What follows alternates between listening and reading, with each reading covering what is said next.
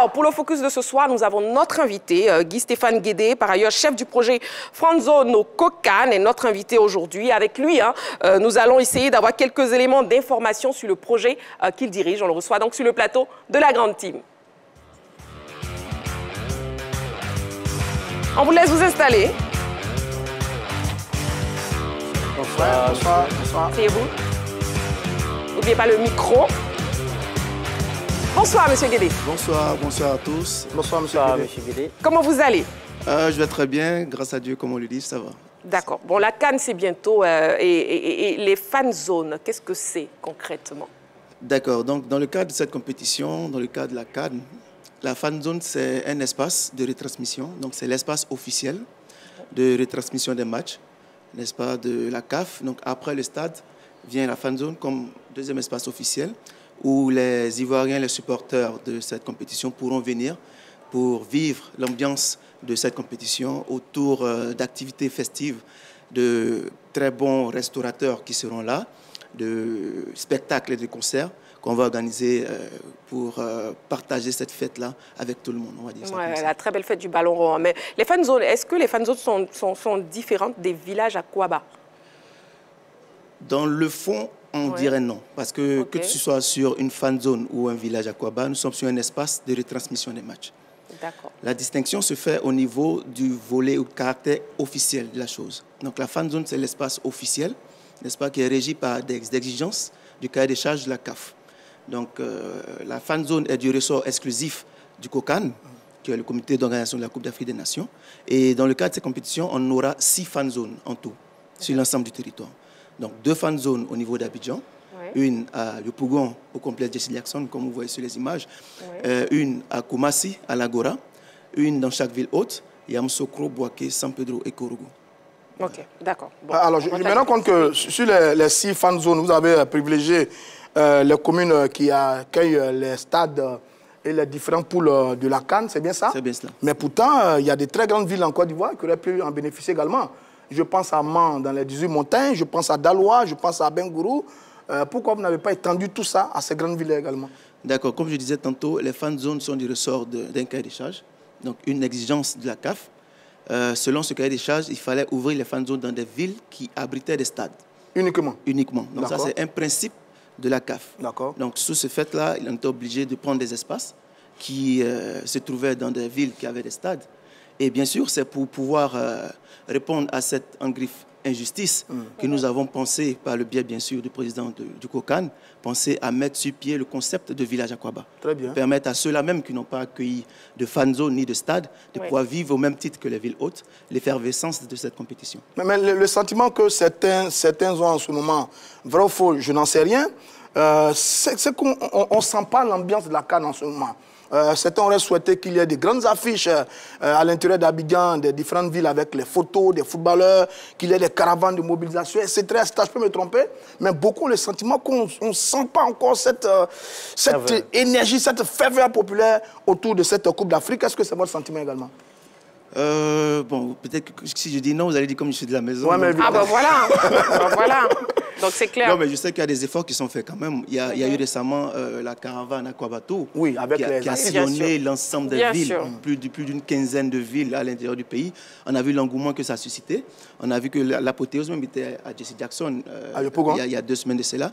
Donc il y a quand même une communication qui est faite.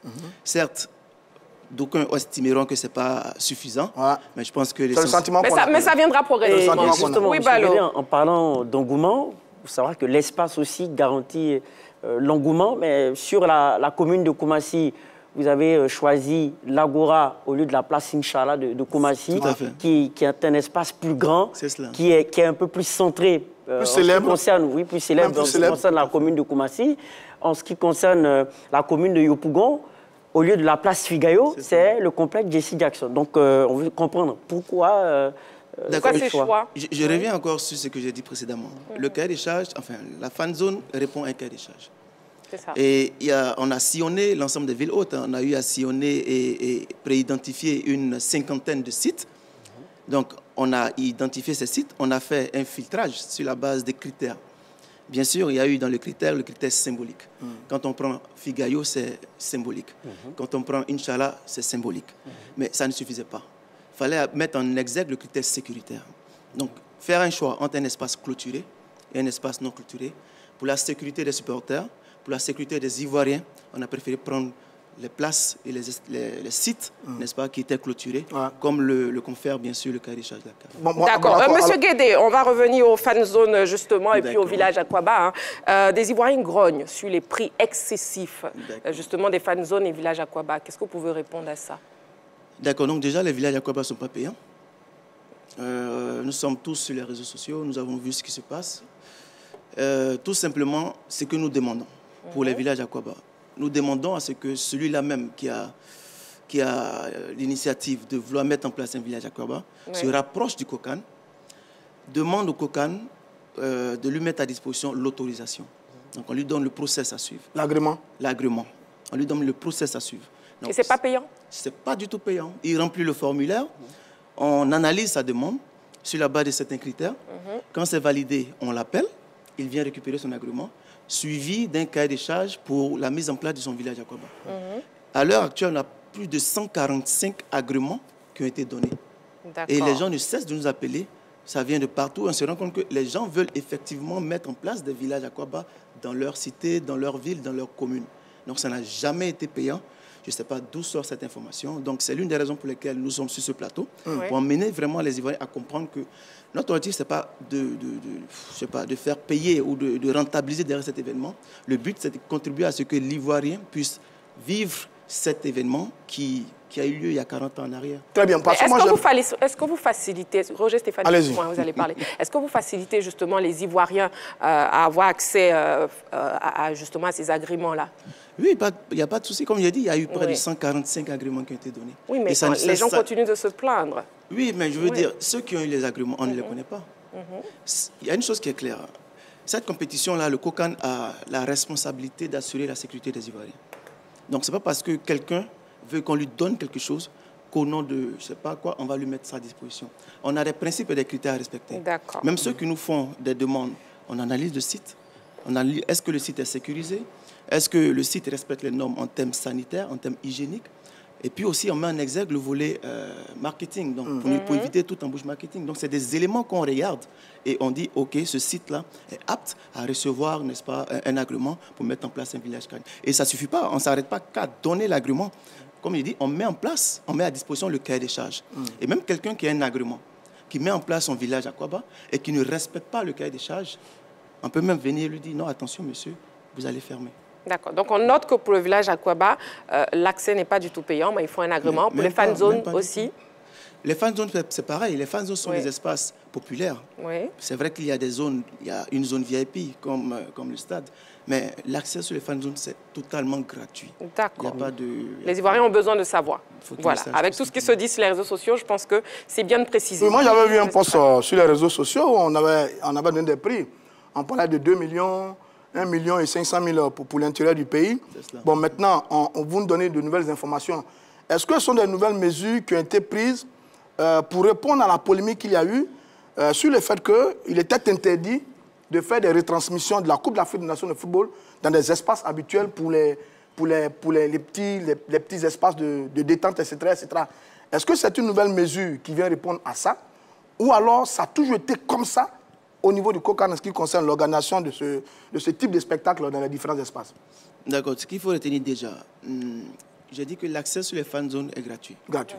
Mais on a des stands sur les fan zones. Il y a des gens qui utilisent ça comme, qui utilisent les fan zones comme un élément pour faire du commerce, donc pour rentabiliser. Donc les gens viennent pour mettre à disposition des stands, pour proposer leurs services. Donc les stands ne sont pas gratuits. Les stands ne sont pas mis à disposition des personnes gratuitement. Non, les stands sont payants. Ça, c'est la première rectification que je vais faire. Concernant les espaces de retransmission, il n'a jamais été question de demander à quelqu'un de payer. Quelqu'un qui a une cave, quelqu'un qui a un restaurant, quelqu'un qui a son maquis, qui va payer pour diffuser le match de la CAN. Cette CAN se veut populaire. Voilà. Cette CAN se veut inclusive.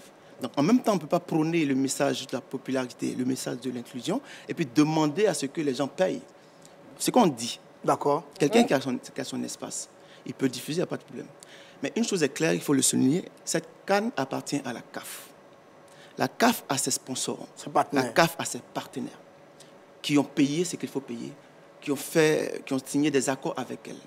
Il serait malséant qu'après avoir payé, on se rende compte que des personnes qui sont ni sponsors, ni partenaires de la CAF, utilisent ces espaces-là pour venir gagner en visibilité, pour venir mener des actions de communication. C'est ce qu'il ne faut pas faire. Et de promotion. Et de promotion, c'est ce qu'il ne faut pas faire. Très bien. Donc quelqu'un qui a son maquis, qui veut diffuser le maquis, il le fait tranquillement.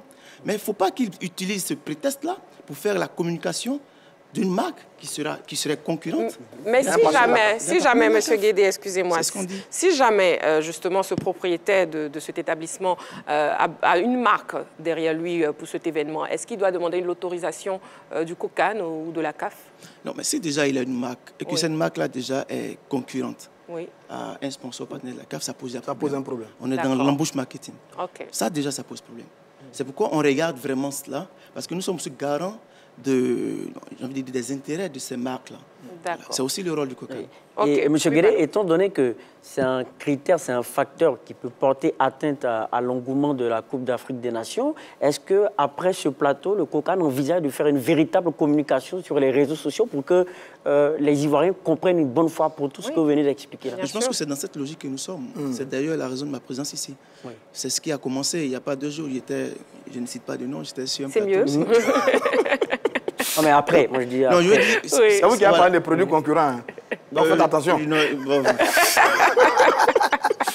Donc oui, c'est prévu. C'est prévu, il y a une campagne qu'on va lancer au niveau des panneaux, même au niveau des réseaux sociaux. Je pense que souvent les réseaux sociaux sont laissés pour compte. Parce que la majorité des populations se retrouvent sur ces réseaux sociaux. Donc il faut qu'on puisse quand même gagner la bataille de la communication pour donner la bonne information. Parce qu'il y a des informations qui circulent qui ne sont pas forcément vraies. Bon, maintenant, vous qui êtes sur le terrain, pour terminer, et qui travaillez à la mobilisation par rapport à cette Coupe d'Afrique, quels sont les retours que vous avez? Les Ivoiriens sont prêts?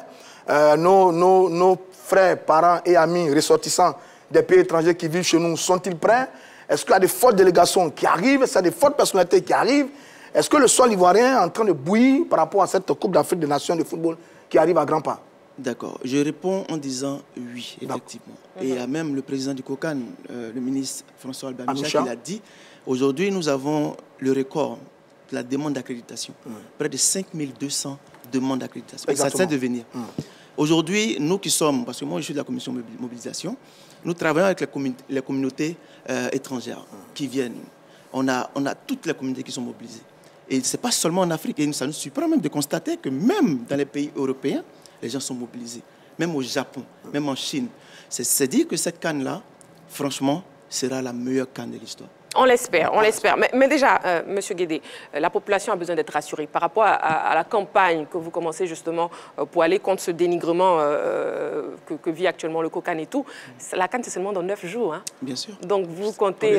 on voit ça tous les jours sur les voilà, donc vous comptez mettre tout ce processus-là en place véritablement à partir de quand?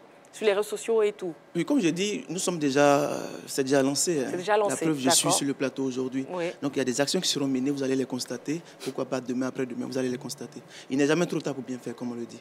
Donc nous allons commencer vraiment à gagner la bataille de la communication. Et vous nous rassurez sur le plan animation, sur le plan sécuritaire, tout est prêt? Oui, ça c'est l'un des éléments. C'est pourquoi j'invite même tout le monde à venir sur les fan zones. Parce qu'en termes d'animation, il n'y aura pas mieux. Voilà. Nous allons faire tout ce qu'il faut pour que l'Ivoirien, le but en fait des fan zones, ce n'est pas de vivre seulement l'ambiance du football. Même celui-là même qui n'est pas amateur du football, il faut que lorsqu'il arrive sur la fan zone, il n'ait plus envie de sortir. Donc c'est une sorte de fête. Voilà, fête dédiée au football et autour de laquelle on va avoir des concerts, des spectacles, des activités ludiques. Je vous y invite en tout cas. Monsieur Guédé, Guy-Stéphane Guédé, chef de projet France Zone au COCAN, un dernier mot avant de nous quitter? C'est rassurer les Ivoiriens que le COCAN travaille pour eux. On voit ce qui se passe sur les réseaux sociaux, on leur rassure. Nous sommes ouverts, même moi mon numéro ne cesse de crépiter chaque jour. Ah bon? Je fais l'effort de donner les bonnes informations, mais ça ne va pas suffire forcément. Donc nous allons continuer de travailler pour eux, on les rassure. S'il y a des préoccupations particulières, ils peuvent venir au COCAN, c'est ouvert. Il n'y a pas d'accès payant pour entrer au COCAN. Les numéros sont ouverts. On espère. Vous pouvez nous appeler, on va vous donner les bonnes informations. Voilà, on mobilise, on demande à ce que tous les Ivoiriens soient mobilisés, voilà, pour la réussite de cette compétition. Parce que comme le dit le président du COCAN, ce n'est pas seulement le COCAN qui doit permettre la Russie, cet événement, c'est avec les Ivoiriens qu'on va y arriver. Bien sûr. Bon, voilà.